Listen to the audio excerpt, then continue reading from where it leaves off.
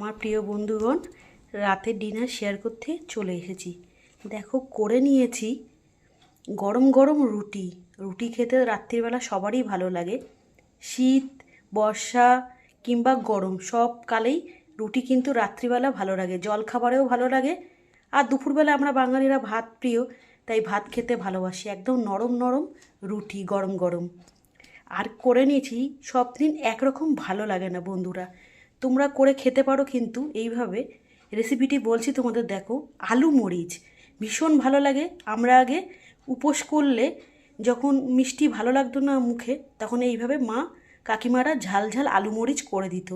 ঠিক আছে, ছোলা সিদ্ধও খেতে পারো, একটু গোলমরিচ ছড়িয়ে ভালো লাগে। গোলমরিচ তো স্বাস্থ্যের পক্ষে উপকারী, তাই না বন্ধুরা? বেশি কিছু নেই এর মধ্যে।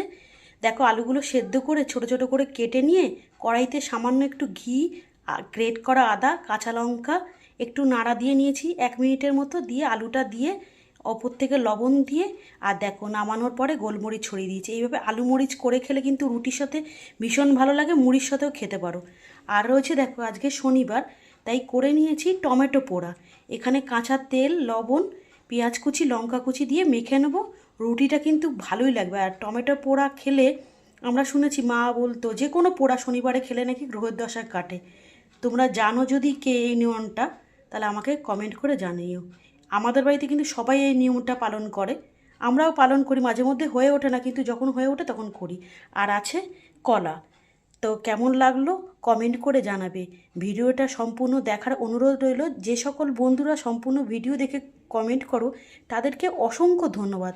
একদম নতুন নতুন খাবার খেতে খুব ভালো লাগে, তাই না বন্ধুরা? রাখছি ভিডিওটা এখানে। দেখা হবে অন্য কোনো ভিডিওতে, অন্য কোনো রেসিপি নিয়ে।